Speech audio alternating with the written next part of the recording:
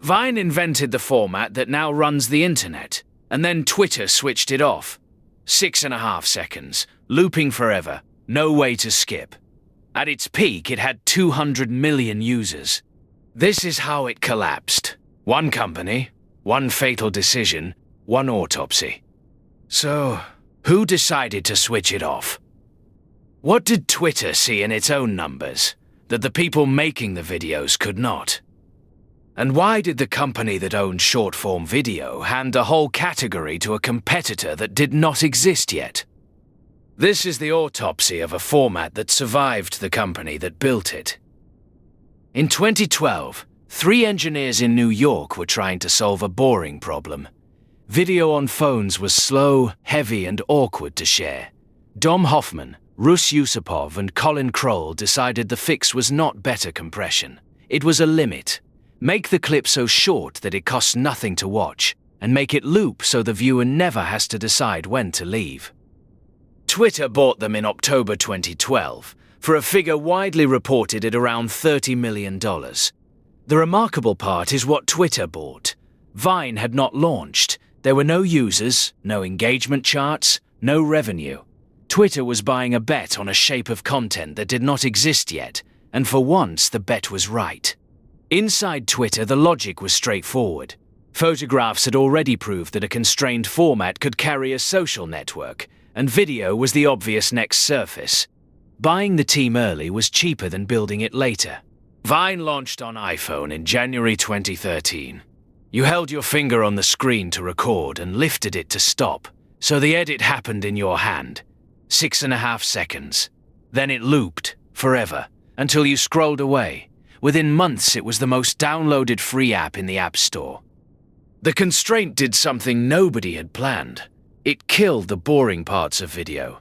There was no room for an intro, a greeting, a channel name, or a slow build. 6 seconds forces the joke to arrive immediately and forces the loop to reward a second viewing. Creators learned to write endings that fed back into beginnings. A whole grammar appeared inside the limit, the hard cut on the beat. The fake-out where the last frame contradicts the first, the running gag that only lands if you have seen the loop twice. None of it was taught, and all of it was invented in public by people under 20. A new kind of performer appeared, built entirely for that shape. They were not filmmakers or television comedians. They were teenagers with a bedroom wall and impeccable timing, and some of them reached audiences larger than primetime shows. By 2015, Vine reported roughly 200 million monthly active users.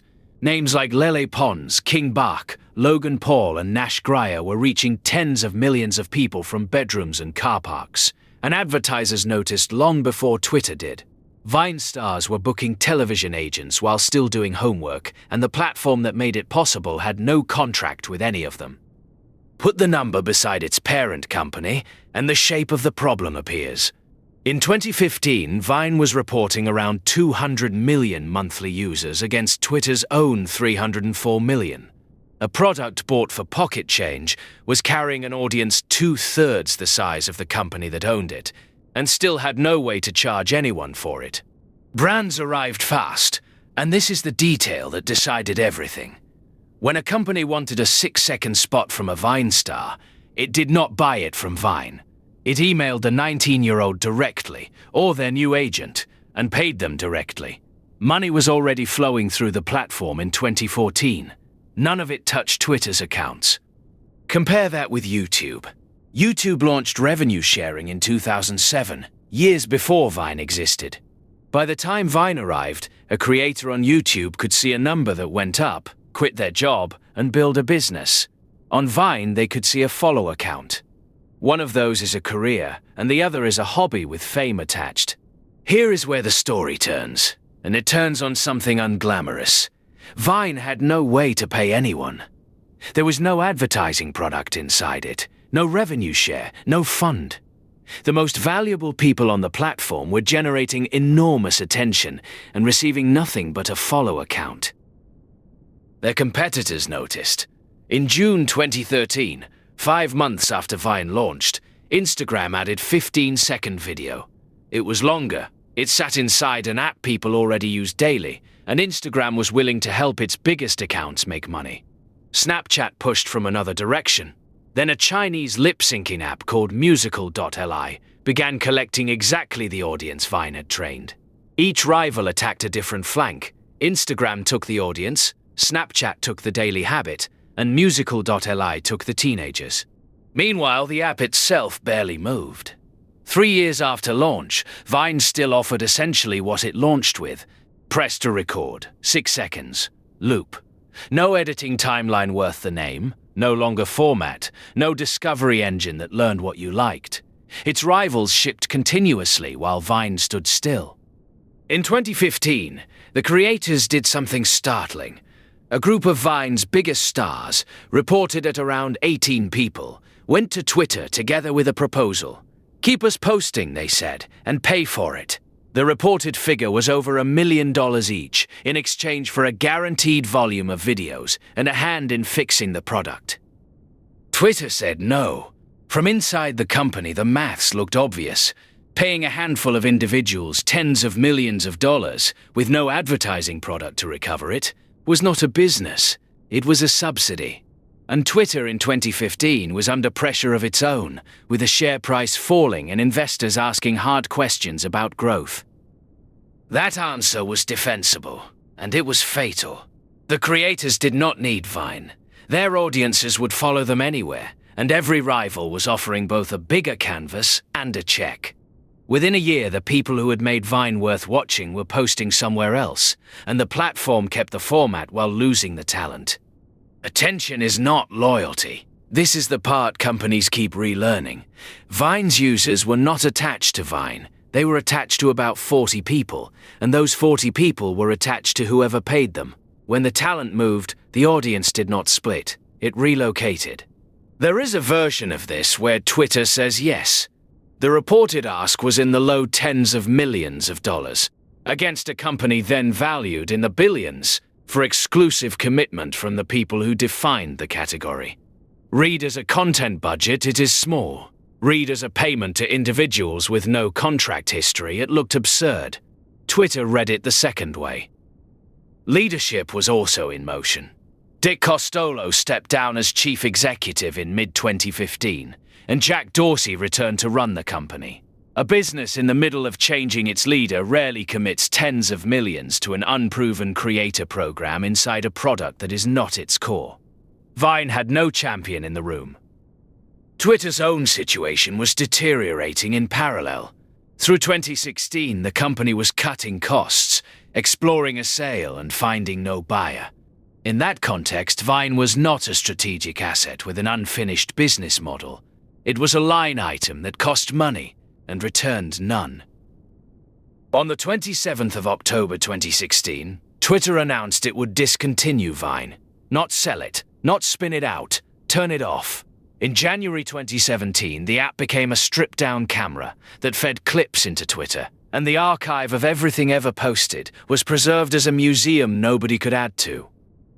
Consider what was actually being switched off. Not a failing product with no audience, a category-defining format, a proven creator pipeline, and the muscle memory of a generation who had learned to watch video in loops. Twitter owned all of it and could not find a way to make it pay. The decline was not a cliff, which is what makes it instructive. Vine kept tens of millions of users for months after the stars left. What vanished first was the reason to open it twice a day. The feed filled with imitations of people who were now posting somewhere else, and the loop that once rewarded a second viewing started to feel like a rerun. And here is the same measurement taken after the funeral. Vine peaked near 200 million. Within 5 years of its shutdown, TikTok was reporting roughly 1 billion monthly users on the same 6-second instinct. The demand was never in question. Only the ownership changed. The format did not die with the company. Musical.li kept growing, was bought by ByteDance and folded into TikTok, and within 5 years, TikTok was reporting around 1 billion monthly users on the same basic idea Vine had proved. Short, vertical, looping, algorithmic. Dom Hoffman later launched a successor called Byte. It never came close. In October 2016, Twitter was also trying to sell itself. Salesforce, Disney, and Google were all reported as circling, and all of them walked away. A company being valued by potential buyers does not keep an unmonetized subsidiary on the books. Vine's shutdown was announced days after the last of those talks collapsed. So, what was the fatal decision? It was not the shutdown. By 2016, the shutdown was housekeeping. The fatal decision was made a year earlier, in a room where the people generating all the value asked to be paid and were told the numbers did not work. They were right that the numbers did not work. They were wrong about what the numbers were for. Every platform that came after learned this in public. YouTube pays, Instagram pays, TikTok pays through funds, revenue shares, and brand marketplaces that exist mainly to keep talent from leaving. That entire category of spending is, in a sense, the bill for Vine. The archive survived for a while. Twitter kept every Vine ever posted online as a read-only record, then reduced it, and pieces of it have been rescued by volunteers since. A format that produced millions of hours of culture now exists mainly in other people's screen recordings. Byte, the successor built by one of Vine's own founders, launched in 2020 into a world that already had TikTok. It was renamed Clash and absorbed within 2 years. The lesson is uncomfortable. By then, the format was not scarce. What was scarce was the recommendation engine and the money to keep creators loyal, and Vine's heir had neither. Vine was not killed by a rival product or a technology shift. It was killed by an accounting boundary. The value it created sat with individuals, the costs sat with the company, and nobody built the bridge between them in time. The format is still here, still looping, on somebody else's app. 6.5 seconds was never the limitation. The limitation was a company that could measure attention precisely and could not pay for it at all. Every empire leaves a lesson in the wreckage. Subscribe for the next autopsy. Up next, why Pan Am ruled the sky and then disappeared.